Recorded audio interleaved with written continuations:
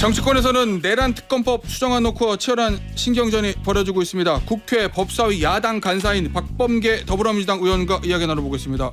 의원님 안녕하세요. 네, 안녕하세요. 의원님 네, 사선 의원이시고 예, 법무부 장관을 지내셨잖아요. 예, 급수로 하면 당대표급이신데 법사위 간사 맡는 건 좀 이례적이지 않아요? 예, 피치 못할 예. 뭐 나라가 뭐 풍전등화의 위기에 처해 있으니까 무슨 계급이나 무슨 관례에 연연하지 않고 예. 맡게 됐습니다. 아무래도 제가 원해서 그런 건 아니었던 것 같고요. 그러면 아무래도 이거 내란 특검법 네네. 이게 민주당 입장에서 굉장히 중요하니까 예. 이거를 이제 국민의힘하고 협상해야 되는데 그것 때문에 지금 법사위 간사 맡으셨다 이렇게 제가 이해도 되는 거죠? 뭐 지금 상황 뭐 특검 문제도 있고 탄핵 문제도 있고 예. 전반적으로 법사위를 중심으로 한 여러 가지 이슈를 정리하고 예. 종합하는 그런 것이 필요한데 아마도 제 경험이랄까 예. 그런 것들이 좀 필요하다고 본 것 같습니다. 자 의원님 그런데 이게 제일 중요한 게 내란 특검법일 건데 예. 애초에 국민의힘에서 큰 문제를 삼았던 특검 추천권안 예. 이거는 어느 정도 협상이 될 것 같아요. 네네. 민주당에서도 제3자 특검을 예. 하겠다고 했으니까. 근데 문제는 이제 범위거든요. 예. 수사 범위. 수사 대상. 예. 어떻습니까? 국민의힘하고 협의가 잘 될 것 같습니까? 국민의힘에서 강하게 반발하던데요. 이 외환죄 부분이 추가된 거 가지고. 일단 일소위에서 이제 내란 특검법 소위 이제 대법원장 추천권을 인정하고 예. 민주당이 그걸 비토하지 않는 그러니까 저희들로 봐서는 그 내란 특검과 관련된 주요 쟁점의 80%를 저희들이 양보한 안이거든요. 예. 오죽했으면 저희들이 그 야당만의 추천이 아닌 대법원단 추천이라는 그건 뭐 국민의힘이 원했던 것이고 그걸 받아들인 거고 민주당이 대법원장 추천 인사에 대해서 전혀 비토하지 않는다는 거는 80% 정도를 양보한 건데 예. 그렇기 때문에 제1소위에서 논의를 할 때 최종적인 여야 합의는 이루어지지 않았지만 예.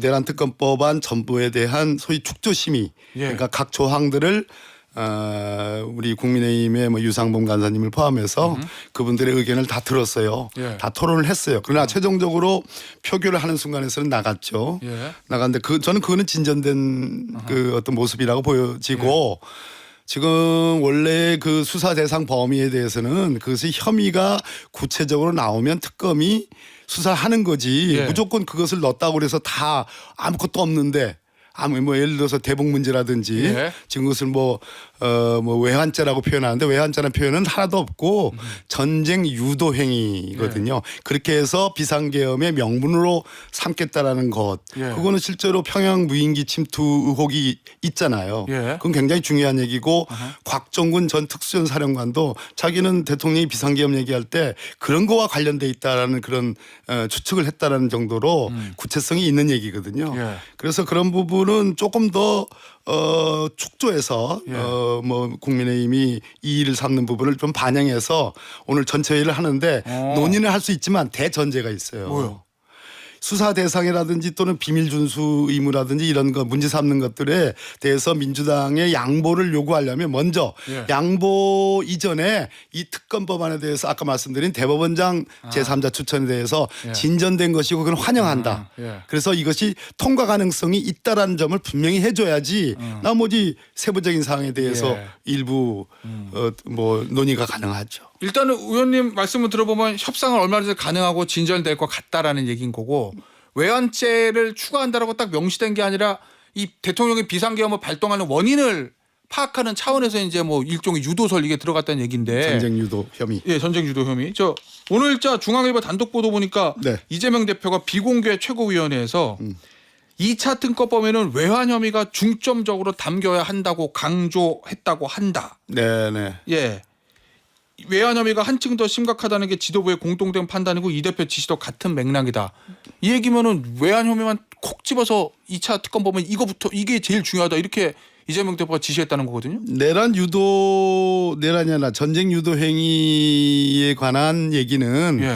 원래 이 비상계엄이 내란이다라는 것이 가장 촉발된 그 위원회가 예. 국방이잖아요. 예. 국방위에서 저도 국방위원이었고 부승찬 간사라든지 김병주 최고위원이라든지 박순원 의원이라든지 뭐 이런 분들이 북한 관련된 예. 전쟁 유도 행위의 위험성이 있고 그것으로 비상계엄을 하려고 했던 거 아니냐라는 저도 포함해서 저도 들은 얘기를 한 사람입니다. 예. 최초로. 예. 그렇기 때문에 그 얘기를 먼저 얘기를 했고 그런 다음에 대표께서 보시고 그 기사가 맞는지 틀리는지는 저는 알 수가 없습니다. 그러나 대표가 그런 지시를 했다면 그것은 국방위원들의 의견을 참조해서 예. 의견을 피력한 걸로 보여지지 창설적으로 처음부터 없는 얘기에 뭐 전혀 누구도 문제 삼지 않았는데 대표가 콕 집어서 넣으라고 한 거 그건 아닙니다. 뭐 우크라이나 파병 문제도 다룬다는 얘기 있던데 맞습니까? 현재 파병 문제는 그 문안에 되어 있습니다. 아 그래요? 예. 근데 우크라이나 파병하고 비상계엄하고 무슨 상관이 있길래 들어가는 거예요? 전체적으로 우크라이나 파병을 이유로 해서 예. 뭐 그것이 뭐 최종적으로 확정이 되는지 모르겠습니다만 우크라이나 파병을 이유로 해가지고 윤석열 대통령이 거기에 응했던 여러 가지 남북 간의 긴장 상태 예. 또는 뭐 안보적인 어떤 그런 위해 사태 이런 것들을 분위기 조성을 해왔다는 측면이 있는 거죠. 그래요. 근데 일각에서는 이제 국민의힘 쪽에서는 특히 굉장히 그렇게들 얘기하잖아요. 네. 아 이게 일종의 대북 정책이고 외교안보 정책인데 그 정책까지 수사 대상으로 삼는 게 맞느냐라는 이제 강한 반발이 있거든요. 반박이 있거든요. 그건 어떻게 보세요? 그것은 오버하는 거고요. 그래요? 그러니까 그렇게 우리가 전쟁 유도 혐의 특히 12.3 비상계엄과 관련하여를 넣습니다. 일소위에서 원래 당초에 의 원내 지도부가 만들어서 예. 제출했던 법안에서 앞에 수식어로 12.3 비상계엄과 관련하여 했고 예. 그것을 전제로 해석을 하면 12.3 비상계엄과 직접적으로 관련 있는 대북 관련들 여러 가지 행위들을 얘기하는 거지. 그 뭐 유상범 간사가 무슨 뭐 윤석열 정부의 대북 정책 외교안보 정책을 전부 다 보려고 그러는 거냐. 예. 아니 그거 보려는 이유도 없는 거고 또 그거 본다 한들 범죄 혐의가 있지 않으면 전혀 그것을 뭐 본다 한들 아무런 문제가 되는 건 아니죠. 알겠습니다. 어쨌든 이 부분도 그러면은 국민의힘과 협의의 가능성은 좀 있는 겁니까? 아니면 절대 양보할 수 없다 이겁니까? 말씀드렸듯이 예. 대법원장 추천이라는 이 예. 대전제가 진전됐기 때문에 그 부분에 대해서 국민의힘이 전향적으로 환영의 의사를 표하고 예. 세부적인 부분에 있어서는 그래도 한번 논의해야 되는 거 아니냐라는 차원이라면 얘기는 해볼 수 있지만 예. 그것이 전제되지 않으면 얘기하기는 어려운 거죠. 알겠습니다. 어떤 의미신지. 네. 자 대통령 얘기 좀 해보겠습니다. 계속 의원님 어제 공수처에 대통령이 변호인 선임계를 냈고 네. 공수처 검사들하고 좀 면담을 했다는 것 같고 거기서 대통령 측의 요청은 탄핵 심판 결론이 날 때까지 체포를 좀 연기해달라 뭐 이렇게 요청했다고 하던데 이거 어떻게 보세요? 뒤에 탄핵 심판 결론이 날 때까지 그거는 적어도 앞으로 2달 가까이 걸리는 일들인데 예. 그 체포 집행을 연기해달라는 그거는 말도 안 되는 소리고요. 예. 그것은 별 의미가 없는 얘기.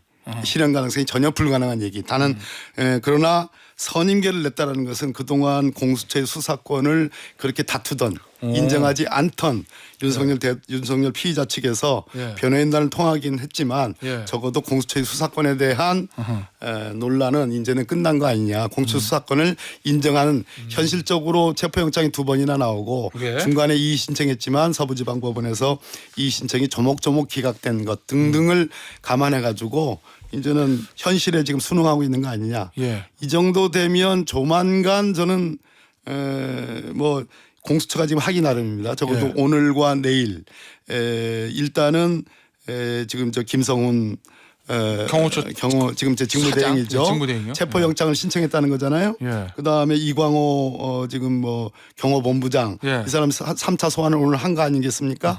이 오늘 응하지 않으면 이제 체포영장을 또 신청하지 않겠어요? 예. 이것과 함께 오늘 내일 중에 적어도 공수처가 경찰과 함께 예. 체포 집행을 하겠다는 의지와 실행을 보여준다면 예. 저는 경호처가 지금 흔들리고 있고 또 윤석열 피의자의 변호인들이 공수처의 수사권을 사실상 인정하고 대화를 하기 시작했다는 측면에서 예. 저는 체포 집행 문제가 해결될 가능성이 있다라고 보는 사람입니다. 그 얘기는 그러면 이번 주에 2차 집행에 들어가면 경호처 내부의 저항은 예전 같지 않을 거고 그래서 영장 집행에서 대통령을 대한 체포영장 집행 선고할 수 있다 이런 말씀이신 거죠. 명분 없는 지금 저항 아니겠습니까? 체포 네. 집행에 대해서 국법을 어기는 거잖아요. 네. 대통령은 나는 국법을 준수하고부터라는 선서부터 나오잖아요. 예. 나는 국법을 무조건 거부하며 이렇게 되는 거니까 예. 경호처에서 흔들리고 있는 거고 거기에 지금 체포영장 신청 박종준 경호처장이 사표가 수리되고 이틀에 걸쳐서 오랜 동안 수사를 받고 했던 이런 것들과 덧붙여 보면 경호처의 소위 외곽을 담당하는 그 누굽니까 이 외곽 담당하는 그 예. 본부장도 예. 출석을 해서 소환 조사를 받았어요. 예. 그 받았다는 것은 외곽의 군과 경찰의 병력은 다 이미 체포 집행에 있어서는 저항선이 무너졌고 예. 근거리 경호, 근접 경호를 하는 이광호 중심의 근접 경호단만 남았는데 그 부분도 예. 오리지널 이제 경호처 요원들이겠죠. 그 부분도 지금 내부 사단이 났기 때문에 예. 조만간 체포 영장이 신청해서 발부가 되면 예. 제가 보기에는 더 버티긴 어려울 것이다. 그것까지 감안한 윤석열 피의자 측 변호인단의 고육지책이다라는 예. 생각이 듭니다. 의원님, 근데 오늘 아침에 막 저 동아일보 한겨레 네. 한국일보 보도를 보니까 일제히 이런 기사가 쏟아지고 있어요. 대통령이 오찬할 때 경호처 간부들하고 네, 네. 2차 영장 집행 때 무기 사용 검토를 지시했다. 직접. 네, 네, 그리고 김성훈 차장이 중화기 무장을 지시했다. 네. 그래서 소속 간부들이 반발했다. 뭐 이런 얘기인데 네. 만약에 강경파 몇 명이라도 돌발 행동을 해가지고 불상사가 일어나면 그러면 이거 그 다음에는 법적으로는 이거 어떻게 되는 거예요? 대통령에 대해서. 그러한 그 보도 그런 것들이 내부에서 흘러나오지 않으면 보도될 수 없는 내용들인데 유혈 사태를 지금 예고하는 거 아니겠습니까? 결국은 마지막으로 윤석열 피의자가 지금 저항할 수 있는 근본적인 그 힘이라는 거는 극소수에 의한 윤석열을 지키기 위한 맹성 충성파 경호처에 뭐 아까 말씀드린 김성훈 차장이라든지 또는 저 이광호 본부장이라든지 이런 소수의 근접 경호하는 사람들이 니네들이 이 중화기를 사용해서라도 지켜라라는 그런 얘기를 했다는 것은 제가 보기에는 거의 막바지까지 다 밀려 있는 것이다. 들어오지 말라라는 강력한 신호이긴 하지만 그 얘기는 거꾸로 경호처의 소위 경호 집행을 막는데 한계에 직면하고 있다라는 증거라고 저는 보는 겁니다. 그렇기 때문에 그런 강한 지시가 그렇죠. 나갔을 것이다. 예. 이런 말씀이시군요. 그게 먹히겠어요? 예, 알겠습니다. 어떤 의미신지. 의원님, 네. 국민의힘에서 그 얘기하잖아요. 이 전용기 의원이 얘기했던 이 가짜 뉴스를 퍼나르는 거 처벌하겠다. 요거에 대해서 카톡 계엄이냐, 국민의 표현의 자유를 검열하게 제한하려는 거냐, 뭐 이렇게 강하게 반발하거든요. 그 부분 어떻게 보십니까? 우리 전용기 의원이 이 소통과 관련된 그러한 당직을 맡고 있는 의원이에요. 예. 그런데 그 여러 가지 수식을 좀 제한적으로 하면서 표현을 했으면 더 좋았을 거라고 생각이 드는데. 전용기 의원이요? 예. 그래서 그런 생각이 드는데 다시 제가 그것을 조금 법률과 측면에서 좀 정리를 해드리면 지금 상태는 내란 행위의 기수에 이르렀지만 내란죄 기수에 이르렀지만 내란 행위가 갖고 있는 위험한 상태, 위법 상태는 아직 계속 진행 중에 있는 것이다. 따라서 내란 선전죄 지금 이 내란 행위에 가담하는 여러 가지 선전 행위들은 다 처벌받을 가능성이 있는 내란 선전죄에 해당이 됩니다.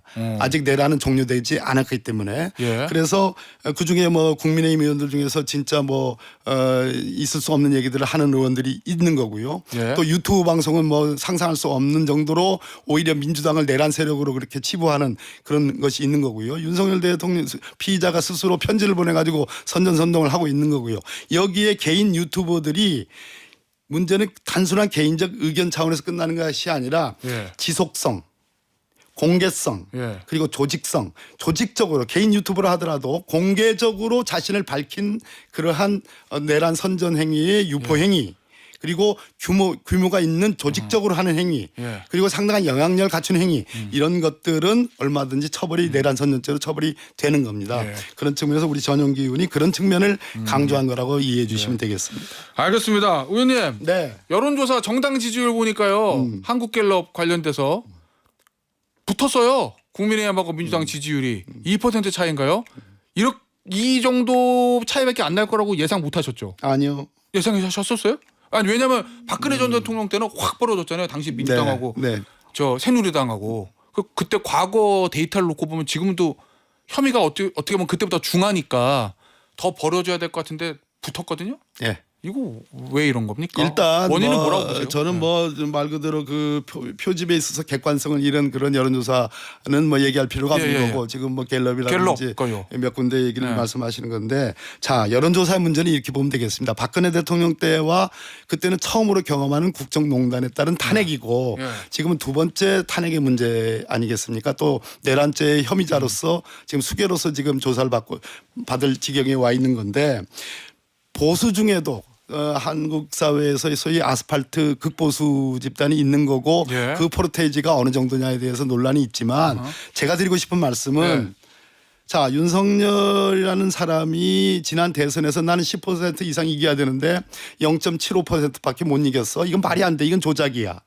자 지난 총선 전에 2월달 작년 2월달만 해도 아 이거는 민주당에 대해서 국민의힘이 이길 수 있는 선거였어. 근데 우리가 10% 이상 이겼습니다. 그 뒤에 그 국정 운영 기조를 전면적으로 바꾸고 아 그 자신을 고무했던 예. 그 여론조사가 틀렸구나. 국민의 생생한 어떤 그 느낌은 아 민주당이 10% 이기는 것이 틀림없는 거고 지금 탄핵 정국에서도 민주당을 지지하고 있고 지금 뭐 갤럽에서 2% 차이밖에 안 나고 있다고 하지만 예. 지난 총선 국면에서 갤럽은 거의 다 4% 내지 5% 언제나 대부분 국민의힘이 이기고 있었습니다. 예. 결과는 어떻게 됐습니까? 민주당이 거의 전 171석 이석에 이르는 전국에서 10% 이상 이겼어요. 그래서 여론조사를 가지고 일희일비할 일도 아니고 그걸 가지고 지금 극우적으로 국민의힘이 가서는 안 된다. 알겠습니다. 이렇게 충고드립니다. 박범계 의원이었습니다. 전 8시에 돌아오겠습니다. 감사합니다.